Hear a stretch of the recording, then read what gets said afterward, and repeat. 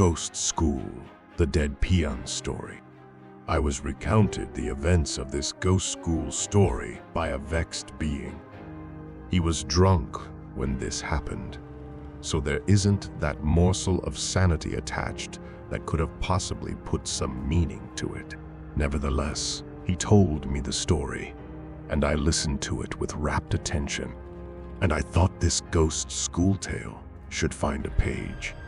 Here goes, the story of the ghost school that took place in his remote village. Read on. Ghost school account. In a wild state of inebriation, drove Braj a ramshackle bike into the night. He was heading home and was all by himself.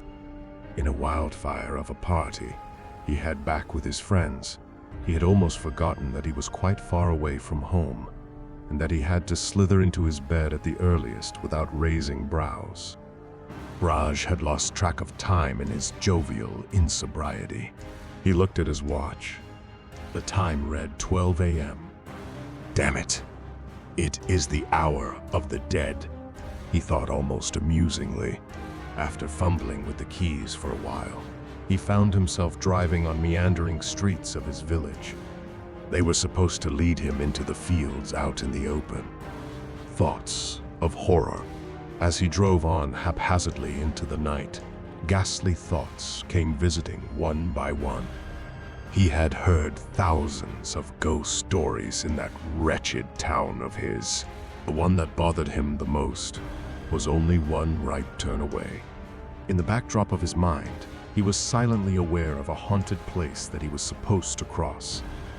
It was a small, dilapidated piece of a building, earlier a major chunk of a school.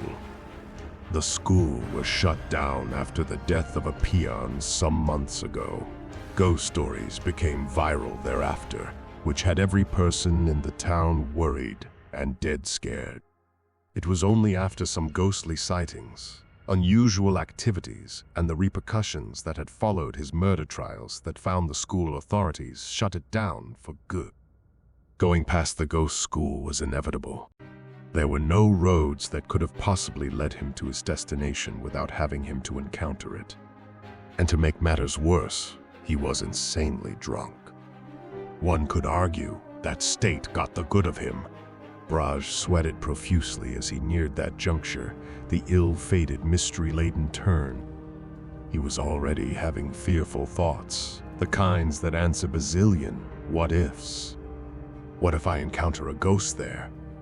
I'm going all alone, that too in the dead hour. What if something attacks me? What if I end up getting possessed? The final thought. What if I find that dead peon hanging around in the field next to the school? Just as that thought crossed his mind, he saw something move on the field. No, it was a man dressed in white. A stranger in white. Braj had just taken the turn with the thought of that dreaded field in his mind. He wasn't prepared to see someone on it though, that too, so late. Or was he? The moment he saw the stranger in white, something unusual happened. He wasn't prepared for it. As if subjugated by an involuntary, inexplicable power, Braj swayed to the rhythm of the stranger, as if responding to what he was told. He killed the engine and put a stand to his bike. He stood there, staring at the man in the white on the field, whilst the stranger stared back. GIF animation of bike passing by the ghost school field. Seconds passed, minutes or hours. It was hard to tell. Suddenly, the trance was broken. Braj got back on his bike, purred the engine again, and drove off. Braj went straight home and slept like a baby. The next day, he woke up to a resounding normalcy. There was nothing wrong with him. There was a faint memory of what had happened the other night that lingered on his brain, and the very thought of it sent chills down his spine. He had to tell someone about it. He had to share his story.